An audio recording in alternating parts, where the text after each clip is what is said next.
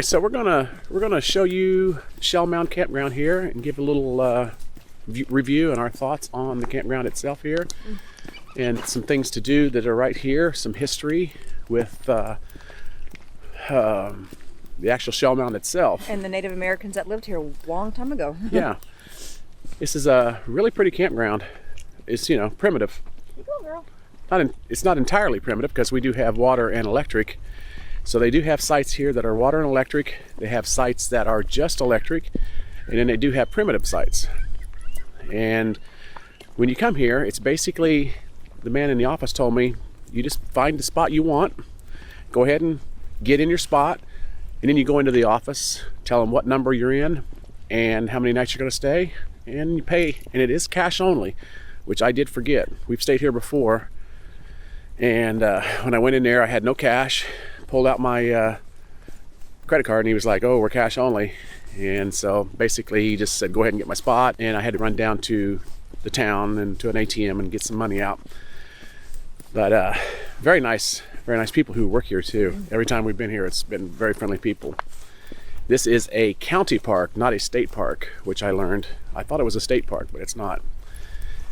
And they have this awesome little trail here that's right off the campground, and they have a boat launch here. You can launch your boats, and that is one thing we will say, that if you pick a spot that's kind of close to the boat ramp like we do, or like we did, you will sometimes get noisy airboats coming and going. But what they do here is fish. Oh, this is this is what this area is known for, is fishing.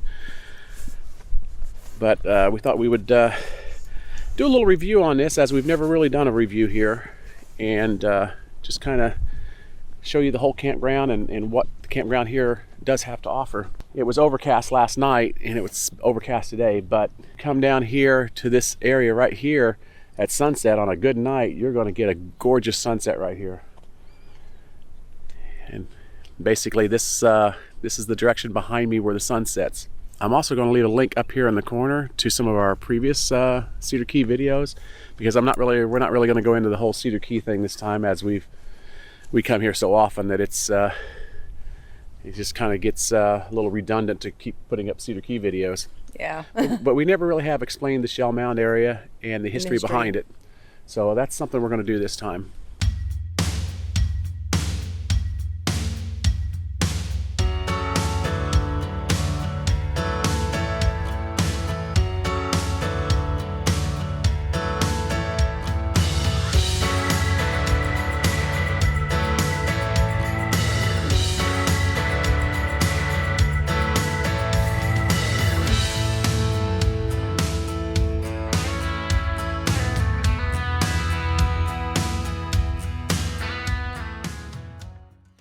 All these are new, which is pretty cool. And all these little information signs spread throughout. Shows you where you're at, and shows you some of the trails and the walking trails. And there's the Dennis Creek Trail. It goes out and around. All right, well, we're going to do the Shell Mound Trail first, and then we're going to come back to this if we have time. They've definitely did some upgrades out here since we've been here last year. And well, actually, I don't know if it was maybe last year that we actually came to the actual Shell Mound. We may have just been in Cedar Key. And we're coming up to a spot where they've actually did a lot of upgrading here. They've built a bridge and a walk around right here. Yeah. So all this is new from what we seen before. When we were here before, you couldn't even walk down in here. It was mainly a swamp. So they've added the trail and a bridge. It's dried out now, and they've got some new signs right here. Okay, so what's neat about this area here, these are the dunes, and what's special about it is because their arms happen to point to the setting winter solstice sun. Native Americans emplaced burials on the end of arms, presumably because those locations were considered to be sacred within the context of the people's cosmetology. Yeah, so they have a... Not cosmetology. Cosmology, yeah. Well, they might have been into cosmetology, you never know. But yeah, this dune represents, it was a targeting site, I guess, for showing where the winter solstice, where it's set, and the summer solstice, where it rose. Mm-hmm. Pretty cool. All right, we're moving on around to the next information. What would you call these? Placards? Signs? Yeah. So we're coming up to the second one here, and this one's talking about feeding the crowd. Yeah, so huge pits were dug into the dune sand to cook large quantities of food for ritual feasts when people from as far away as southern Georgia came to gatherings. These pits later became refuse bins for the Marines, including fragments of 15-gallon cooking pots, especially made for the occasion. They ate oysters and fish, especially mullet, but birds and sea turtles were also on the menu. Cool. All right, so we're going to move on to the third as we make our way around this like moon-shaped portion of the trail. So basically, this is the dune right here. Mm-hmm. If you're looking, this was there's a little, you can't, it's kind of hidden by the trees, but there is it does go up over there, and it does go up over here. So this is like a U-shaped dune, and so I guess winter solstice would have been over here, and the summer solstice would have been over this way. This bridge is all new. This was not here the last time we were here.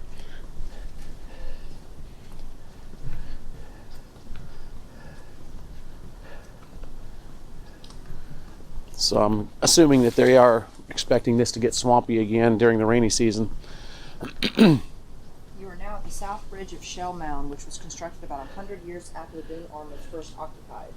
Unlike the north bridge, where shell was deposited on top of the dune arm, shell of the south ridge was mounded on the ground surface to create the semicircular ridge you see today. So this is the mound surface up here, everything up here, and then everything shows all the different layers. Look at the old ground surface. Oh yeah. Mm-hmm. This is showing all the different layers of Shell Mound, going back through the ages. Yep. Crazy. Very neat. All right, so we're leaving the bridge and heading back to the trail.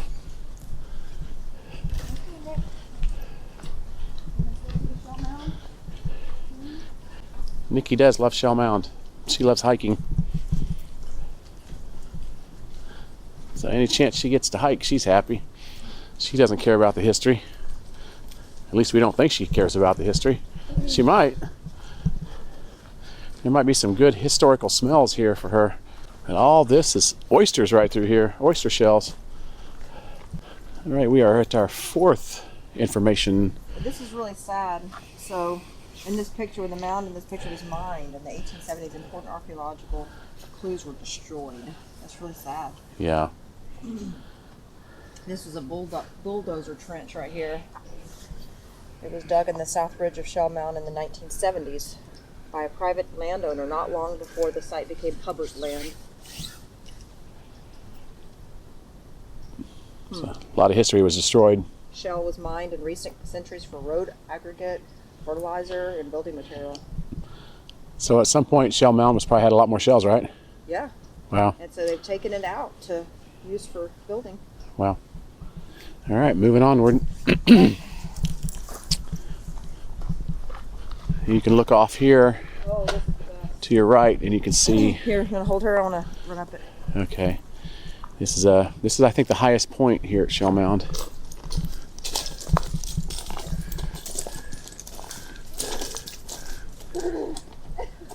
It gets steep. I made it. Now how do we get down? It's very tricky coming down. I know. You're gonna slide. I do not want to cut my hand open on these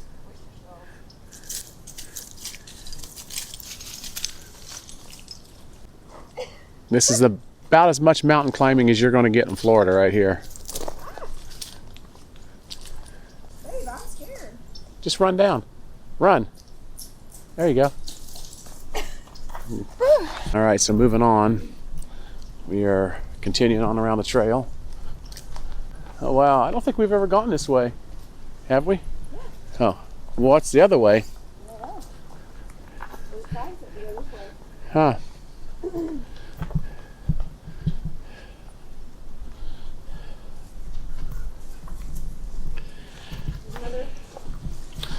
Yeah, here's another information podium. I'm going to call it a podium.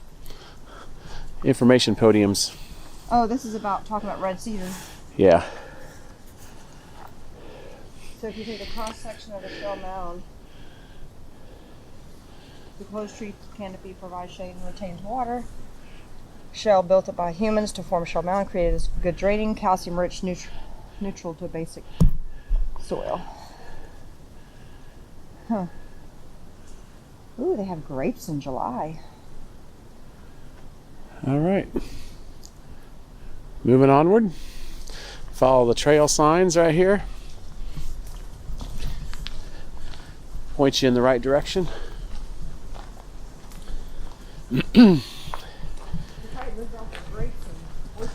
Yeah.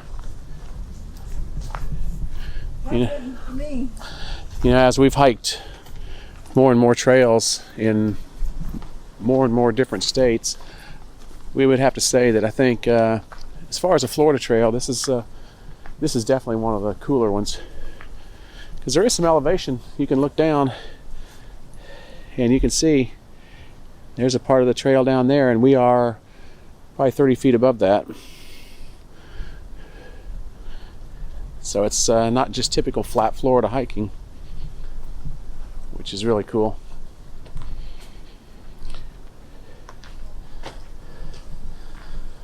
There's Hog Island over there.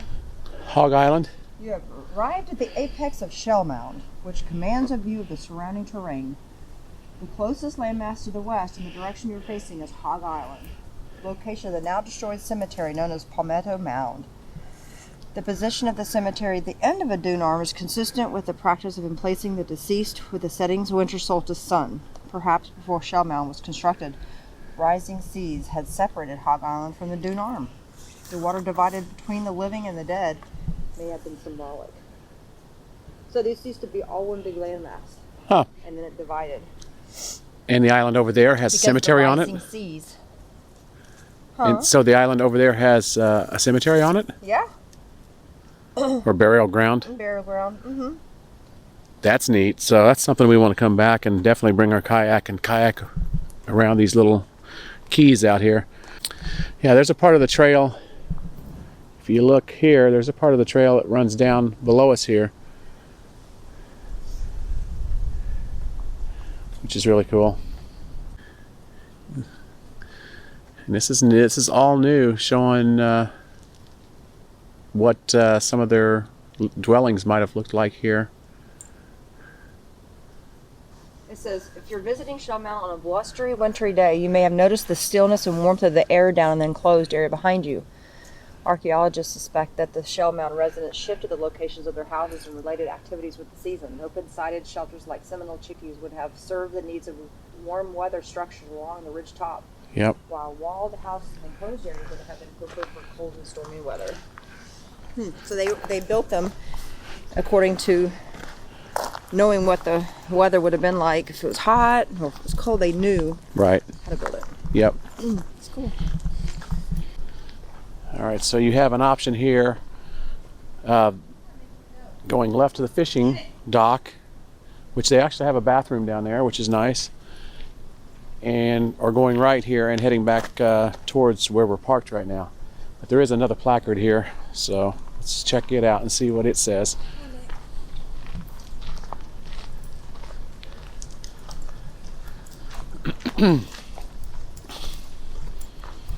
All right, this one.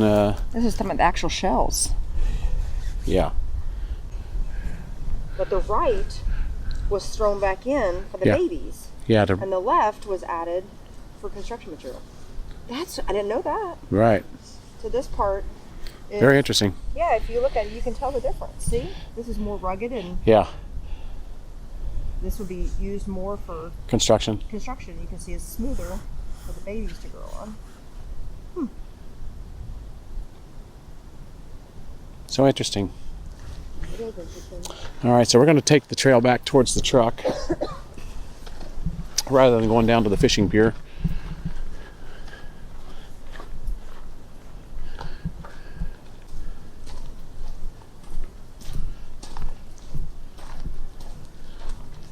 So right now we are above that semicircle area that we first went into. This is the top part of the dune, the ellipse-shaped dune. So down to the right is where we first went, or came in. And we got another placard up here.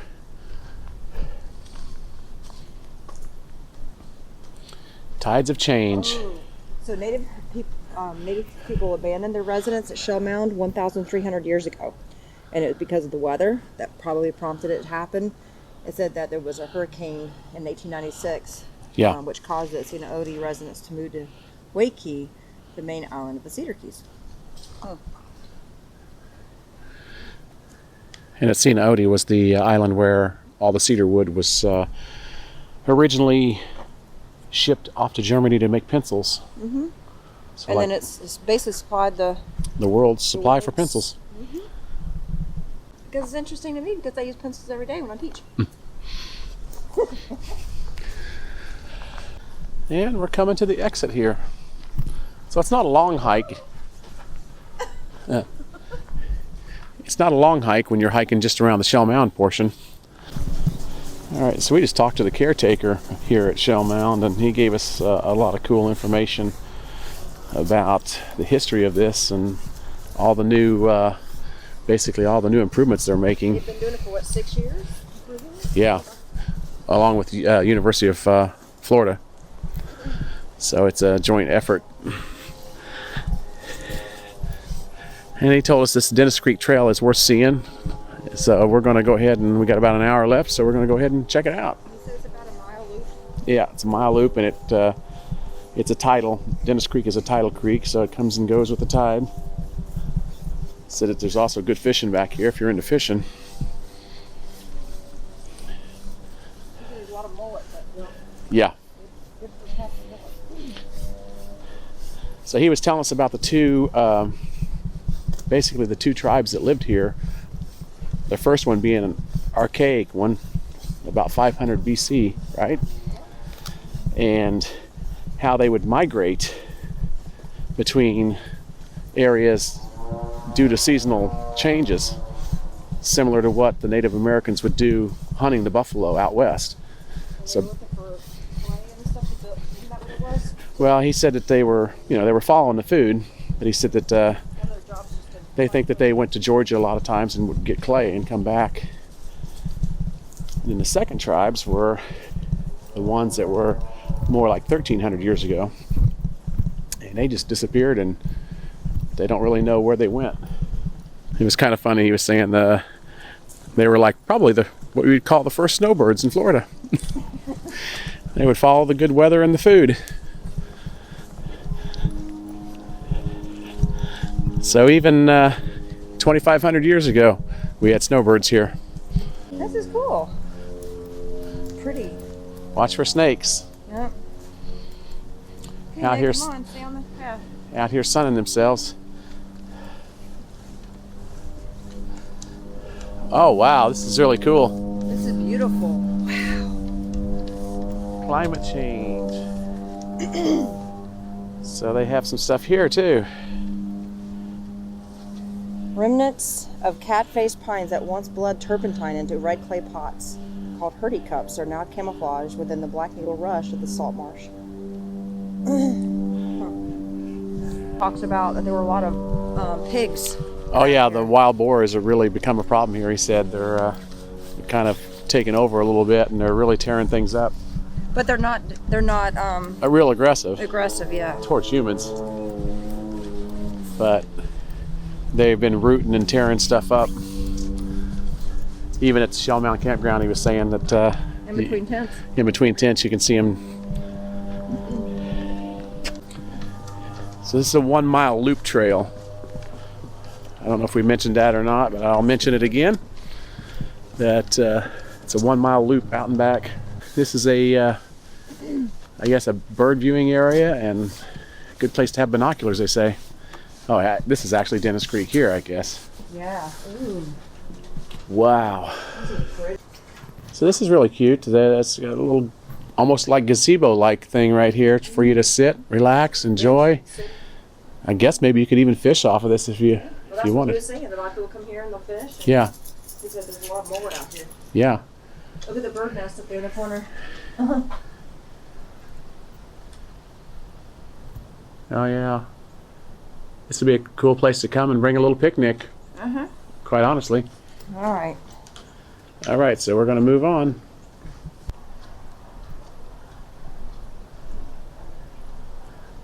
It's crazy how you've got this stuff here. Yeah. And then you've got the flat right here. Right. Just